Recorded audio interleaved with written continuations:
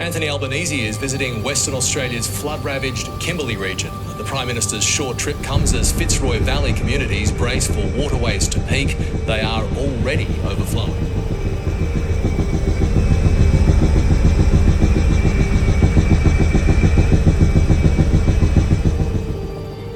I lived on Lot 20 for 40 years and lived through many of the floods that came through, the 2011 and 12 flood, 2002. But this one was just, to me, it looked like it was an angry river, angry flood, where the way it came and how it turned. It was and it was frightening, very frightening. Almost 300 people have now been evacuated. A 1 in 100 year flood event. So bad, Fitzroy Crossing is now completely cut off. The only way in, not by road, but air. Record major flooding is already occurring at Fitzroy Crossing and reached 15.3 metres at midday today. To be able to see how much water there actually was on the ground, and the amount of devastation there was from the air was extremely emotional for the community of not only Fitzroy Crossing but also the Fitzroy Valley. There was a lot of panic associated with people not knowing how high the water would rise. Roads and the Fitzroy Crossing Bridge have been smashed. In other areas of the Kimberley, water is still rising. At the moment, parts of the Fitzroy River are 50 kilometres wide. Well, the flood came up to my house. We've got 13 steps, and it came up to the 10th step. There's a lot of structural damage, and we lost a lot of, my car, personal stuff, and quite a lot of stuff.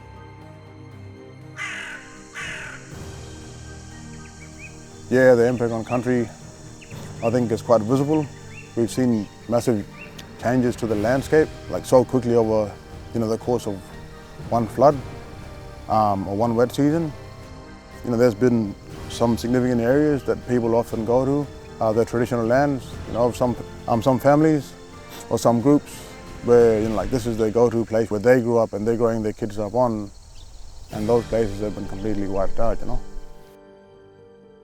So yeah, I felt it for the community, my extended family. It was very hard to witness. Yeah.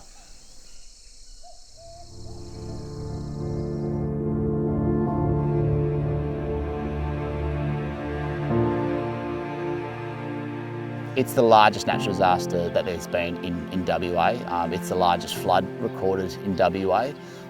It's of a scale that took out the National Highway, had catastrophic impacts to the Fitzroy River Bridge.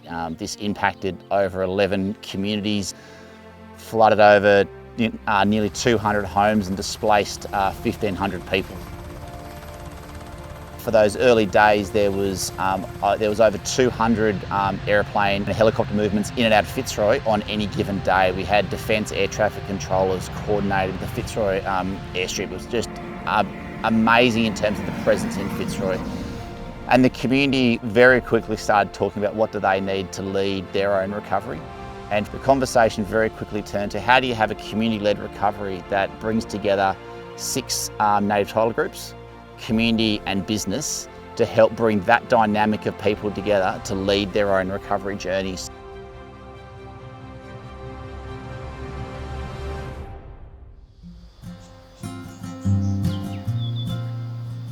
There were 2 community meetings organised at the Oval, and it was 5 language groups coming to that one meeting. Each of the 5 language groups, they nominated who their 2 working group members would be, and that was the forming of the working group. The benefit of having a working group that has been nominated by the different language groups is that you've got confidence that you've got the right people in the room to be able to provide direction and guidance to the flood recovery.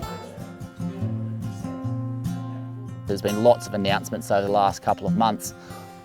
Nearly all of those announcements and those elements of those programs has come from that group.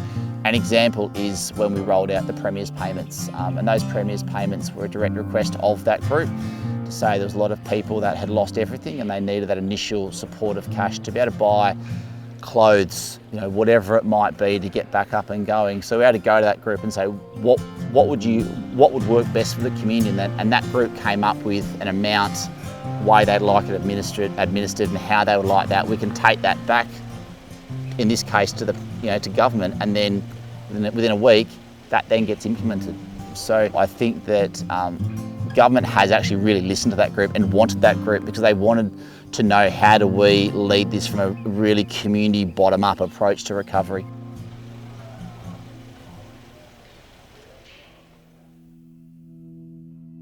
I'm sitting on there representing my prescribed body corporate, which is all the desert people, because I'm a Walmajeri person, to ensure that whatever they feedback they're giving me, I take to the group, and making things work to the way we want Fitzroy to look like into the future. So there's lots and lots of work to be done, and I guess sitting at that level, just hopefully that all the different departments listen to the people, to the people in the valley, not just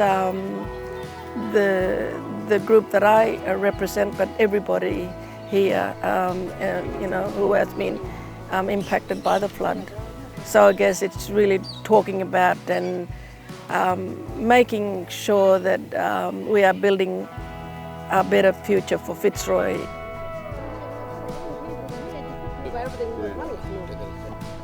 I think the key to the success of the group it has to do with a lot of the individuals that make up the group.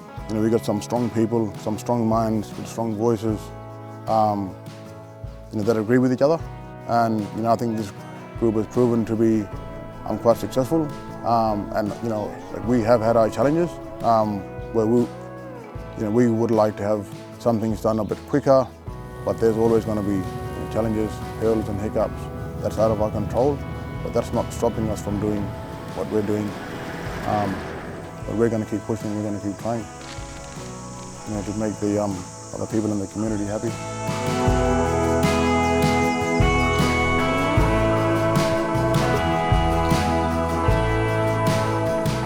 I think we've created a best practice model here, that we all need to sit at the table and saying, okay, how can we move forward? A disaster happened here, so how can we recover from this disaster, and building the resilience among our people here in Fitzroy, and we reside in this community.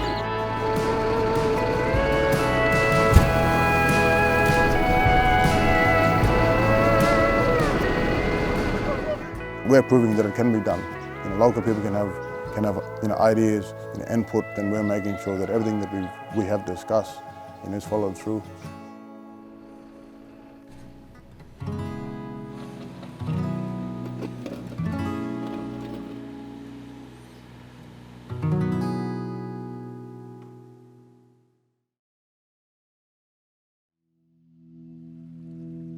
To the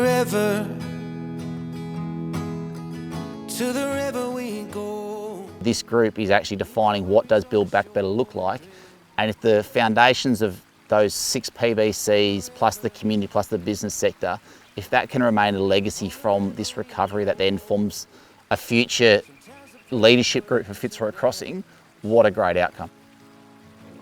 It's clear that the establishment of the working group is groundbreaking and it's unprecedented, and the successes, like in the first 6 months of its establishment, have been material. And when you think that there's another 2 years of recovery work to go, it's a case of thinking that if those successes continue, that Fitzroy Crossing, Fitzroy Valley will be a much better place to live. To the river we go. Leave our worries on the shore and drift away.